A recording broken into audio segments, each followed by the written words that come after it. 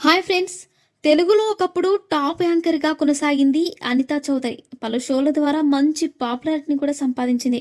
పలు సీరియల్స్ ద్వారా మంచి గుర్తింపు పొందింది అనిత. ఆ తర్వాత సినిమా రంగంలోనూ అడుగుపెట్టింది. పలు సూపర్ హిట్ చిత్రాల్లో నటించింది. అమృతం, నాన్న లాంటి సీరియల్స్ ఆమెకు మంచి పేరు తెచ్చిపెట్టాయి. చాలా కాలం తర్వాత ఉయ్యాల జంపాల సినిమాతో మళ్ళీ వెండితెరపై మెరిసింది.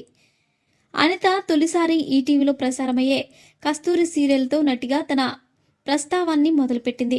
సుమారు 7 సంవత్సరాల పాటు ఈ సీరియల్లో కీ రోల్ని ప్లే చేసింది. ఇందులో నటనకు గాను ఉత్తమ నటిగా అవార్డును కూడా దక్కించుకుంది. ఆ తర్వాత ఋతురాగాలు సీరియల్లో ఆమె నటించింది. ఈ సీరియల్ కూడా ఓ రేంజ్లో పాపులారిటీ పొందింది. తిరుగులేని టీవీ ఆర్టిస్ట్గా మారిపోయింది అనిత. పలు అవకాశాలతో మంచిగా ముందుకు సాగింది.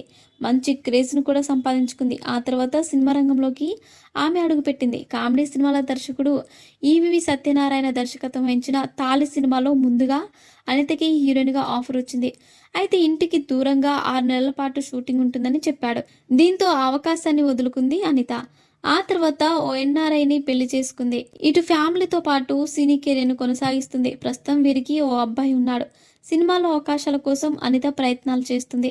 ఇప్పటికే మంచి పాపులారిటీ మీద ఉన్న అనితకు సినిమా అవకాశాలు సైతం వస్తూనే ఉన్నాయి.